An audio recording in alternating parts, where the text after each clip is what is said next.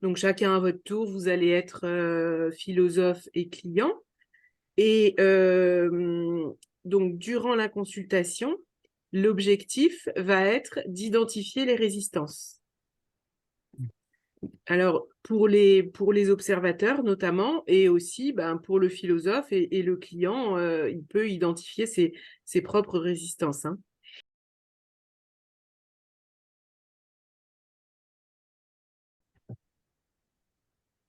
Eh ben, Julien, je t'écoute, j'imagine que tu as une question. Oui, j'ai une question. Est-ce que l'espoir est bénéfique?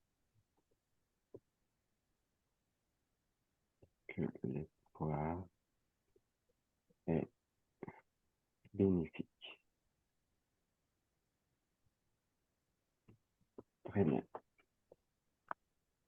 Eh ben, qu'est-ce que tu répondrais, toi, à cette question? Je répondrai, je répondrai oui. Je répondrai oui, voilà, mais pas tout le temps. C'est un petit oui. Un petit oui, mais c'est un oui quand même.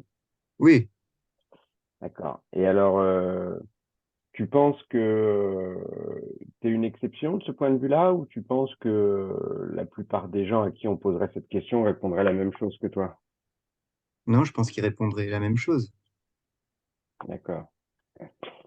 Et alors, du coup, bah, pourquoi cette question alors? Parce que j'ai parfois certains espoirs euh, ont provoqué chez moi des cassages de gueule, on va dire. Et voilà, la question qui me taraude, c'est est-ce que parfois euh, il vaut mieux ne rien espérer plutôt que d'espérer et de risquer que ça rate. D'accord. Et alors, ces cassages de gueule, euh, ils ont, ils n'ont eu aucune vertu?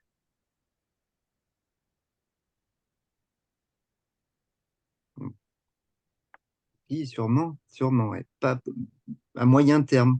Mm. Donc, finalement, euh, l'inéductabilité de l'espoir, qui serait le cassage de gueule, euh, est-ce que ça pourrait être quelque chose de positif quand même? Ouais, ouais, ouais, ça peut. Et donc, dans cette perspective-là, est-ce que ça permet de remettre en question la question initiale? Parce que la question initiale était assez manichéenne. Mhm. Ben non, disons que comme voilà, ce serait plutôt bénéfique effectivement, mais après un moment désagréable, tellement désagréable que voilà, est-ce que ça en vaut la chandelle? Je suis pas sûr. D'accord. Euh, c'est pas sûr. C'est pas sûr. Et là encore, si on essaye de généraliser, est-ce que dans le sens commun, qu'est-ce que tu penses que les gens diraient de ça? Ouais, il me vient, tu sais, l'espoir fait vivre. Voilà, c'est ce genre d'expression qui montre que l'espoir est quand même associé à quelque chose de bénéfique, quoi, Mhm. Euh, voire de vital. est- est-ce qu'on peut se passer d'espoir? Non. Non. Donc, c'est quelque chose, tu l'as dit, c'est quelque chose de vital, l'espoir. Mhm. D'accord. Euh, comme boire ou manger ou respirer. Et ça te va comme comparaison? Ouais, ouais. Je pense qu'il y en a. Ouais, ouais. Oui, oui, ça me va. Ouais. D'accord. Et alors, est-ce que manger, c'est toujours bénéfique, par exemple? Non. Non? Non. Est-ce que tu as des exemples de cas où manger, c'est pas bénéfique? Ouais, manger un aliment avarié, manger trop, fait mal, Mhm. Ça pourrait avoir quoi comme conséquence? des conséquences sur ta santé, pourrais Mhm. tomber malade. Mhm. Donc, finalement, euh, que ce soit l'espoir ou que ce soit manger, ce sont des Mhm. choses vitales et pourtant, elles ne s'avèrent pas toujours bénéfiques. Mhm. D'accord. Donc, du coup, euh, est-ce que ça répond à ta question? Est-ce que l'espoir est bénéfique?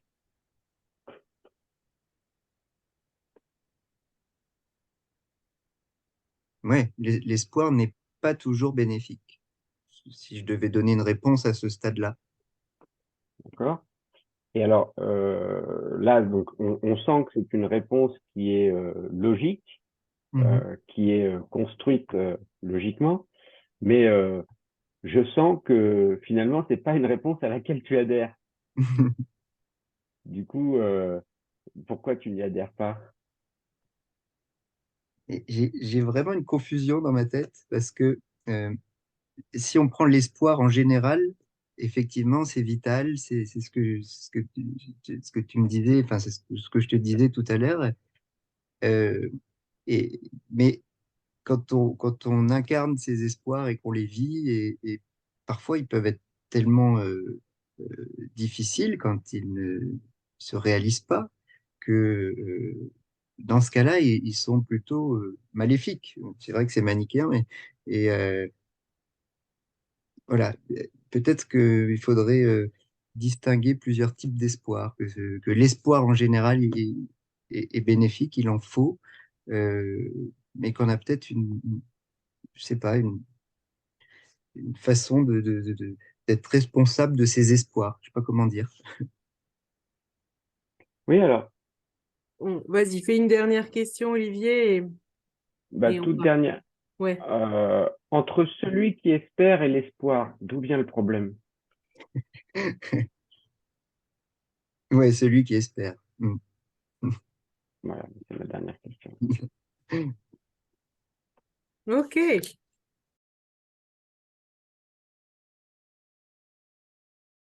très bien. Alors, les observateurs d'abord. Euh, Avez-vous vu des résistances chez Julien? Alors, vas-y, Ali. Au départ, c'est son hésitation de répondre à la question d'Olivier. Le petit oui. Oui, mais Oui, il a hésité. Petit oui. Le fait de dire petit oui, c'est-à-dire qu'il résiste, mais il n'a pas été au fond de sa pensée, quoi, pour dire oui ou non. Il n'était pas clair pour dire oui, oui ou un non. petit oui, c'est pas un oui, effectivement. Ouais. C'est un ni oui ni non. Donc, effectivement, c'est c'est l'évitement de la réponse, hein, le manque de positionnement, de choix, de radicalité qui, et donc c'est le côté, je refuse justement cette radicalité qui va m'emmener me promener sur un chemin. Peut-être que je me rendrai compte après que on n'a pas exploré le bon et on peut revenir en arrière et explorer l'autre réponse. Mhm. Mais il y a cette peur, effectivement, enfin, ce refus c'est presque un refus de la question qui empêche finalement la pensée d'explorer les chemins, quoi. J'ai relevé autre chose, c'est euh, une généralisation quand il a cité le proverbe l'espoir fait vivre. Ou c'est un petit peu. Bah, là, c'était en même temps, je dirais que là, à ce moment-là, Olivier lui demandait qu'en penserait le sens commun. Donc là, Julien répondait, je pense.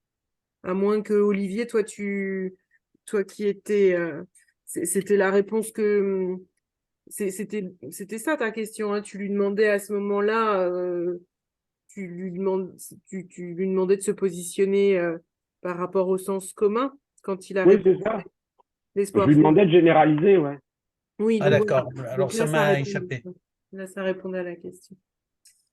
Alors, donc on a dit première résistance, l'absence de positionnement, hein, qui est voilà, un frein à l'exploration, on va dire. Une résistance aussi par rapport à l'espoir, et que j'ai bien aimé, Olivier, la comparaison qu'il a faite entre manger et espoir. C'est-à-dire, il l'a ramené pour qu'il relativise un petit peu l'espoir, Alors, qui n'est mais pas vital. Ali, je t'arrête parce qu'à chaque fois, tu nous décris le contenu. Essaye de d'abord nommer ou décrire la résistance que tu as vue. C'est-à-dire, il a résisté pour Julien. L'espoir est un besoin fondamental, quoi, et Là, indispensable. Ali, regarde, tu es encore dans le contenu. Tu le vois, ça? Tu restes dans le contenu de ce qui est. Il a refusé de relativiser l'espoir. Ah, d'accord. Il a refusé de relativiser l'espoir. Donc, à la fin du dialogue. Oui, avant, un petit peu avant. Mais il me semble au contraire que Julien enfin, vers la fin disait au contraire que il faudrait qu'il y ait différents types d'espoir. Après l'avoir vraiment fait un effort et comparé avec manger. D'accord. Alors, je comprends pas bien ce que dit Ali. Est-ce que quelqu'un comprend ce que dit Ali? Alors, Ali, il semble que tu sois pas clair parce que essaye de reformuler. Euh, je trouve qu'au départ, il a résisté pour faire passer que l'espoir est toujours bénéfique au départ pour Julien. Alors, attends. Tout à l'heure, là, tu nous parlais de plutôt à la fin et là, tu reviens au début. Est-ce que tu changes de problème? Tu me perds là, Ali. Moi, je trouve que le fait de comparer, peut-être que de comparer manger à espoir, c'est que parce que Olivier a constaté qu'il y a une résistance pour qu'il ne relativise pas l'espoir. Ce qui a Alors, poussé Olivier de prendre l'exemple de manger pour le convaincre. je commence. Ouais, vas-y, Phil. Alors, je vais essayer de reformuler ce que dit Ali. Super. En fait, Julien aurait une difficulté à vraiment prendre le point de vue inverse de ce qu'il est en train de dire. Donc, il a du mal dans une chose à voir son négatif, quoi, hein, ou à voir Ah, son d'accord. autre pendant. Est-ce que c'est ça, Ali? Voilà, Ok. c'est qu'il trouve toujours, je l'ai dit, je crois que c'était clair, me semble-t-il, que pour Julien, l'espoir est toujours bénéfique. D'accord. Ah oui. Et il y a eu ce travail sur manger, c'est Il y vital. a eu une Sans résistance manger peut depuis ne le pas être départ, bénéfique. ce qui a D'accord. poussé après Olivier, je ne sais pas, peut-être que j'ai mal compris, à prendre l'exemple de manger et dire que l'espoir n'est pas toujours bénéfique, parce que même quelque chose qui Ok. on Donc, croit de prime abord alors, on va bénéfique, essayer, Ali, on va essayer de généraliser tout ça. Donc, en fait, Olivier a dû utiliser une métaphore voilà. pour faire comprendre la dualité de l'espoir. OK? Tu comprends que là, du coup, dans ce que je dis, on n'est plus du tout dans le contenu. à part l'espoir, bon, qui est le concept clé, hein, mais tu comprends l'exercice de se sortir du contenu et d'essayer d'expliquer ce qui s'est passé avec. Donc, il y a eu de la part d'Olivier une métaphore pour que Julien comprenne la dualité. Donc, en fait, la résistance de Julien, c'est l'absence pas de dualité, de dialectique sur une chose. D'accord. Alors, qui est d'accord avec Ali qu'il y a une résistance de Julien, une absence de dialectique? Ok, très bien. Parfait, Ali. Donc, manque de dialectique. Ok.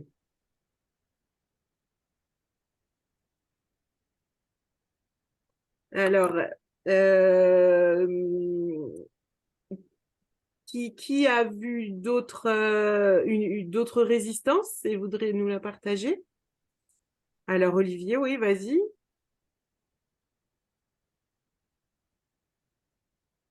Alors, moi, j'ai vu une résistance chez Julien euh, qui consiste justement en une généralisation. À un moment, Julien parle de son expérience qui lui a fait vivre des espoirs déçus. Et plutôt que de travailler sur, j'ai envie de dire, la vraisemblance de ces espoirs, le réalisme de ces espoirs, il en arrive carrément à remettre en question le concept d'espoir. C'est-à-dire qu'il généralise le fait que l'espoir, il se pose la question, est-ce que l'espoir est bénéfique, au prétexte que lui a eu des espoirs déçus. Mais donc là, je vois une sorte de fuite et de résistance, d'évitement d'un travail qui serait un travail sur soi et sur la manière dont il a vécu ses espoirs, et notamment ses cassages de gueule, comme il dit. Voilà, je vois une résistance à ce niveau-là. Ok.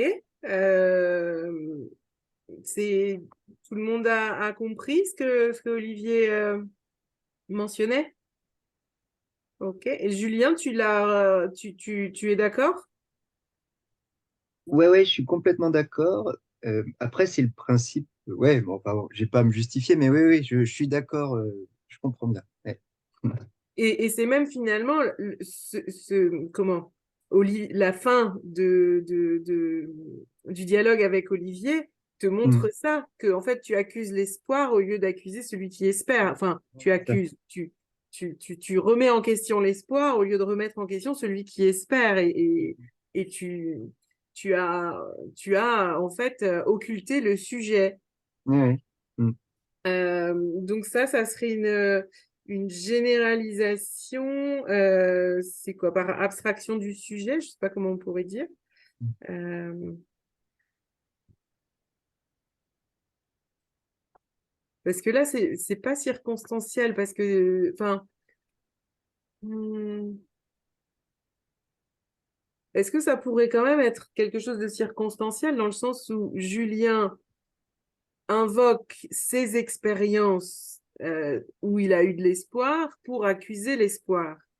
Je sais pas si on peut le classer dans la pensée circonstancielle. Oui, Phil, tu voulais intervenir.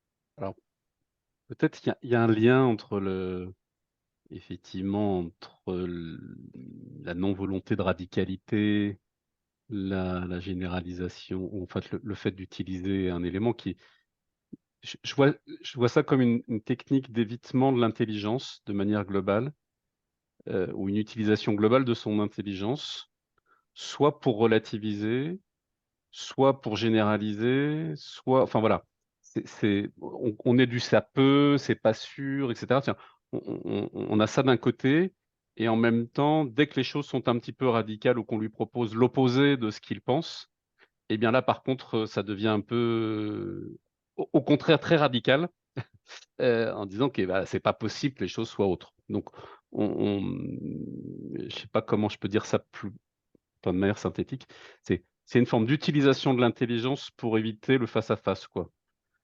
Donc, c'est pas une problématique circonstancielle, c'est plutôt La le fuite fait, de la confrontation? c'est la fuite de la confrontation. Ouais. Ok. Il y a une peur du Ouais, vide, il y a une ouais. peur du contraire, Mm, quoi. c'est Que vrai. l'espoir soit négatif, voilà.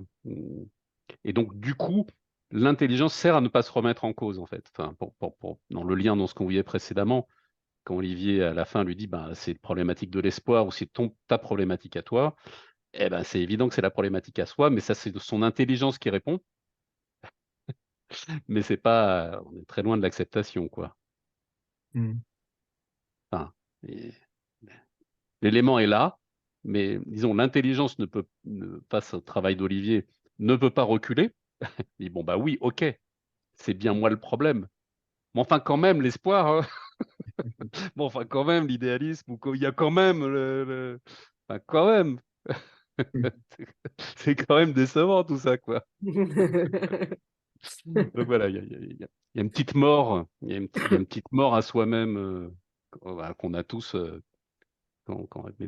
Mais disons, comme on cherchait aujourd'hui on appelle ça les freins, enfin le thème général de l'atelier, Les c'était résistances, les résistances. les Et résistances dans le ben, dialogue. quelque part, dans ces cas-là, c'est vraiment l'intelligence c'est l'intelligence qui est utilisée comme une résistance, quoi. Ouais, ouais, il y a une sorte de fuite, effectivement, de fuite assez smart, quoi. Ah Euh, oui, mm, mm. c'est fin parce que voilà, c'est intelligent. Ouais, ouais, et c'est assez subtil en plus parce que chez certaines personnes, l'utilisation de l'intelligence va tout de suite rendre les choses très complexes. Les gens Mm. vont être démonstratifs et vont être un peu verbeux, utiliser de la complexité, alors que Julien reste simple. Mais il y a effectivement, je suis assez d'accord avec toi, Phil, que Bah, disons il y qu'il a, a, il a une très bonne maîtrise de son outil mental. Donc on bah, sent du que coup, ça tient la route, c'est très clair, quoi. Mm. je dirais peut-être que c'est une sorte de mauvaise foi. C'est de la mauvaise foi, oui. C'est la mauvaise foi, oui. Oui, oui, oui, oui, ouais. Parce que voilà, il joue un gentil Julien Ah, c'est la Saint-Julien aujourd'hui. Mm. pour ne pas se confronter à lui-même via le philosophe, quoi. Mm. Alors, pour qui ça fait sens, c'est ce que dit Phil? Ok, bon, bah pour tout le monde. Très bien. Bon, bah on en a pas mal.